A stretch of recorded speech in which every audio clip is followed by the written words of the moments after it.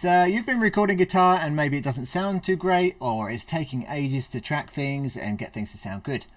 So I'm going to go through my method that I use. It's not the be all and end all, but it is a great way of using cheap or free plugins to get your guitar track sounding great, and it's going to take no time at all to record it. Okay, so stepping into the door here, I've already set up a drum track.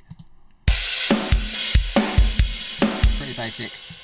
Just use an empty drummer. I'll put links below for all of the plugins that I use in this video.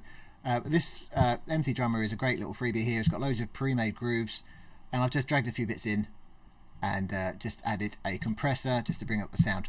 The settings that I've used for this I've gone over in a previous video, which you can check out in the link up there.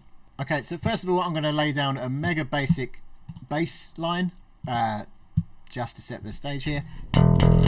Got no effects on so far. I'm just using a 5-string Ibanez. It's active pickups, but you know, pretty standard stuff that a lot of you guys at home will have. So here we go.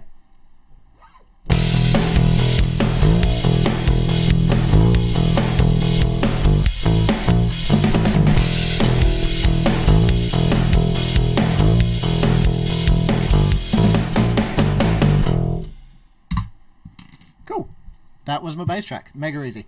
So my first method for speeding things up is I have one track which I record everything with, and I normally will name that armed, just so I can keep track of things here. And as I record it, I'll just drag things down and I'll color code as well, just so I can see where everything is going. So I have my own methods. I don't know if other people have a standard for this, but I just use blue for bass because they both begin with B. So that's my bass track done. Okay, next up is guitars. Okay, so I've got a basic Ibanez 7-string here. Dust! Anybody? It's just an entry-level model. Nothing spectacular, but it really does the job for me. I bought this about 20 years ago, about $350, and it does the job. So looking back into Reaper here, I've got my arm track and I've just added on amped roots. This is the freebie plug-in amp that Ryan Fluff Bruce has come out with. And to be honest, it sounds pretty darn great just out the box. So I've set it to the Gentcore preset, but you've got a few others here. But for what we're doing here, this is going to sound fantastic. Something to note when you're recording stuff like this is to make sure that you're not peaking when you are recording your guitars. So if I hit record,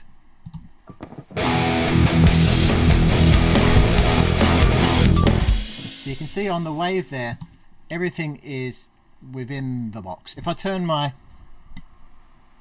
interface up and start playing away, on the Focusrite you get a handy red light that will show this. But if I now delete what I did before and record again, you can see that the wave is actually getting squared off at the edge of the box there, where it's just too darn loud. I'm afraid you're just too darn loud. So we're going to set the interface back.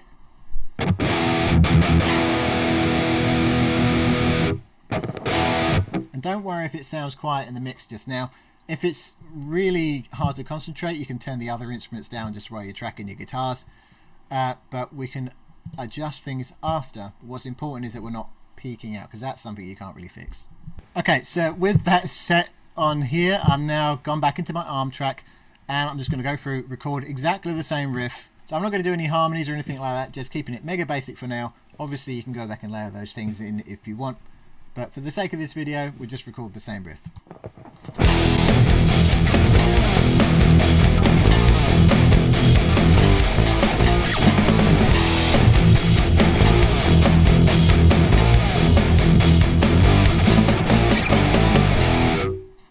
Fantastic. So looking at the wave there, everything looks good. Nothing is peaking out like we said. So now the pro trick that all the big bands do, and you've probably heard of it, double tracking your guitars. I'm going to do exactly the same riff again with the same guitar, the same presets on the amp, and the same guitarist. A lot of the time when you're recording bands, it's tempting to have one guitarist on the left and one guitarist on the right, but that's going to thin out the sound a bit, because no two people are going to play the same riff exactly the same way. Not that one guitarist will play the same riff exactly the same way, but that person is going to be as close as they can get to themselves, if that even makes any sense. So famously, this is done by Metallica all the time. Hetfield will go down and lay down all the riffs, then double take all the riffs again before Hammett goes in and finishes off putting all the solos on top of that. So here we go with take 2 of the same guitar riff again.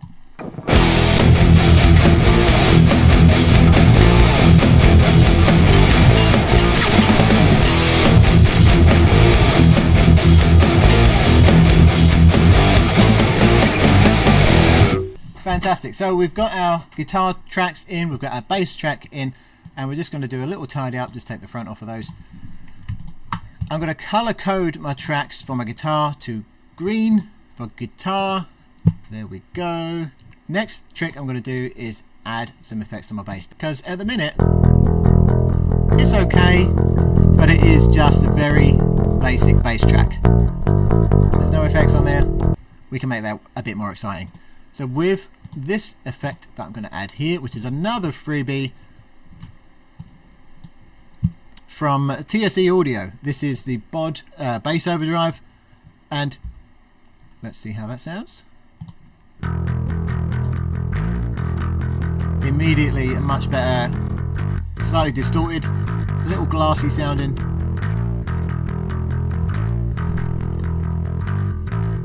I'm going to just put that on a loop so we can hear.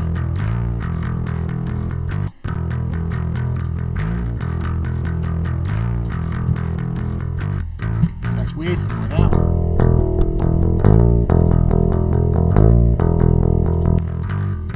With.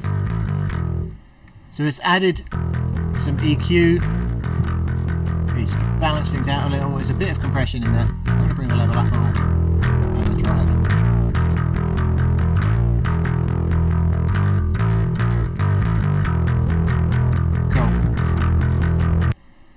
So that's my bass effects added. Just a little bit of drive for this one. It is just a hard rock song or a metal song, so nothing really overly complicated needed here. So back in the mix, how does that sound?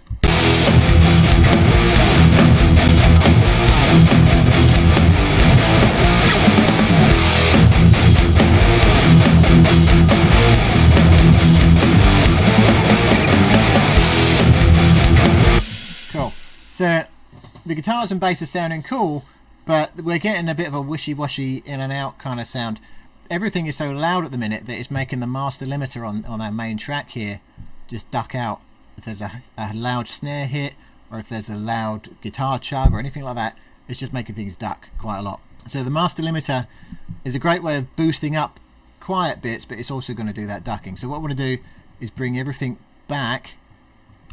So I'm going to grab my drums, my bass and my guitars, drop them all down for a sec, and let's start with just the drums. And what I'm looking for is, when I'm playing my track, I want to leave a little bit of headroom here to start with, when I've just got the drums, so as I add more things in, that sound will add up, and we'll try and get back to not zero but just under.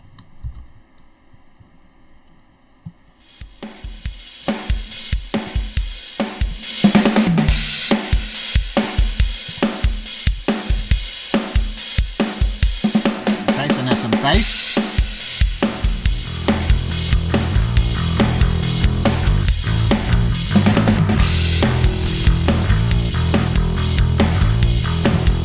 Now before I bring the guitars up, the main trick that you need to do to get that big guitar sound when you're double tracking is to hard pan guitars all the way to the left and all the way to the right, and then it's going to sound humongous. Let's see.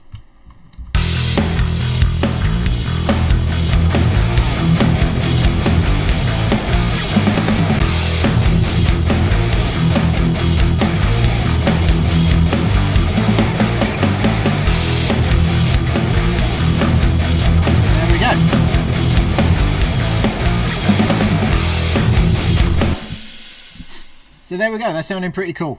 There's a few other little bits you could add if your bass track was a little wobbly, like I seem to have been a little heavier with the picking early on and then it got a bit easier as it went on. You might want to add a compressor to your bass just to even things out there.